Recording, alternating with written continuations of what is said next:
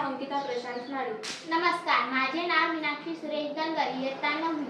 DSMS माध्यमिक विद्यालय मातूर, तालुका शिंदखेडा, जिल्हा धुळे, महाराष्ट्र येथील विद्यार्थिनी असून आम्ही विकसित भारत बिल्डकॉन 2025 या अंतर्गत सहभाग घेतला आहे. आमची आयडिया ही शेतीशी निगडीत आहे. आपला भारत देश जर पाहिला तर कृषी प्रधान देश आहे. कारण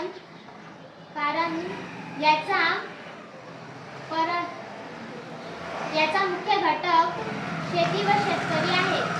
परंतु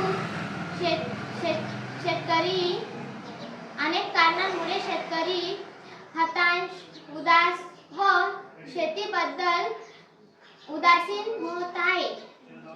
कारण त्याच्या मेहनतीला यश मिळेलच याची त्याला खात्री नसते. तर आम्ही निवडलेला समस्या म्हणजे योग्य बाजारपेठ भाव, भाज्यांना भाव न मिळाल्यामुळे भाज्यांचे फळांचे नुकसान.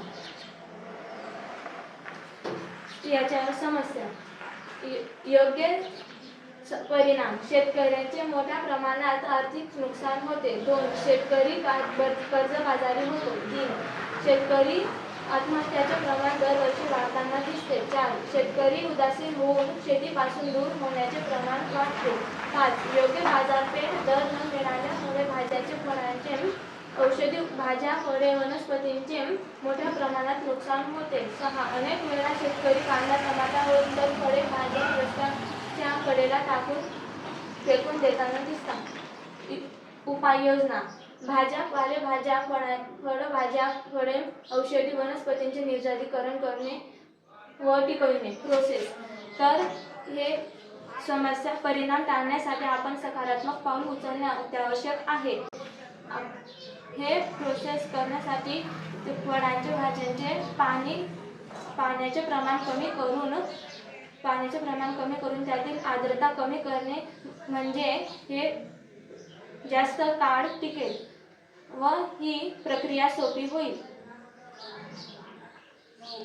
याचे फायदे 1. शेतकऱ्यांचे नुकसान टळून फायदा होतो. 2. शेतकऱ्याचे मनोबल वाढेल व शेतीकडे बघण्याचा कल सकारात्मक होईल. 3. लघु उद्योगाची निर्मिती होईल. 4. फळे भाज्यांना योग्य दर बाजारपेठ प्राप्त होऊन नुकसान टळेल. 5. वर्षभर बाजारपेठ उपलब्ध होईल. 6. स्थानिक, राष्ट्रीय तसेच आंतरराष्ट्रीय बाजारपेठ उद्योगात शेतकऱ्यालाही संधी प्राप्त होईल. 7. भारत देशाच्या आर्थिक विकासात शेतकऱ्याचाही सहभाग मोठा असेल. 8. शेतकरी व भारत देश आत्मनिर्भर बनतील. धन्यवाद. जय हिंद, जय भारत, जय जवान, जय किसान. धन्यवाद.